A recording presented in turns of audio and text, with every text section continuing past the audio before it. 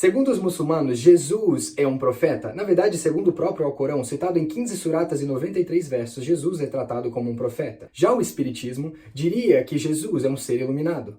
Na maioria dos casos, concordariam com eles os budistas, que dizem que Jesus alcançou um alto nível de iluminação. Já os judeus mais modernos, os judeus de hoje, em grande parte concordam que Jesus foi um grande mestre que ensinou ideais universais.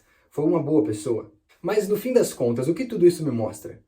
Que em qualquer das religiões era como se colocassem Jesus aqui e então dissessem: Jesus é bom, mas nós temos mais coisas. Jesus é bom, mas nós temos isso aqui. E é sempre um acréscimo, era como se Jesus fosse apenas um detalhe. Mesmo que não foi renegado, ele se tornou um detalhe. Agora, quando olhamos para a declaração de Jesus com seus discípulos, em Mateus 16, do versículo 13, Jesus faz a mesma pergunta para os seus discípulos. Ele diz: olha, quem dizem os homens ser o Filho do Homem? Ser o Filho do Homem. Esse termo é muito importante para os judeus se referir ao Messias.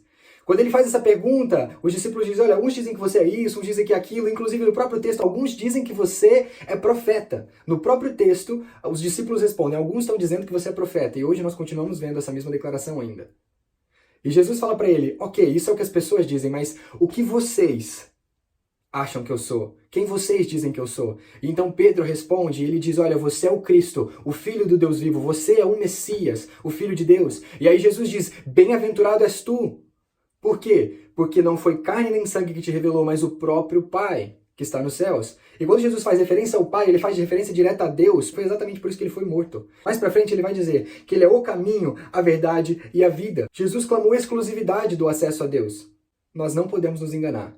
Enquanto as religiões te apresentam Jesus como uma pessoa boa, quando você olha para o que Jesus falou, Jesus clamou exclusividade. Enquanto algumas pessoas dizem que você pode até olhar para Jesus, mas te apresentam outras formas, Jesus diz assim: olha, não, o caminho sou eu. Você vai simplesmente tratar Jesus como mais um, ou você vai dar ouvidos a ele e tratá-lo como ele deve ser tratado? Porque no fim das contas, ou Jesus é um lunático, ou ele está falando a verdade, ou ele é um mentiroso.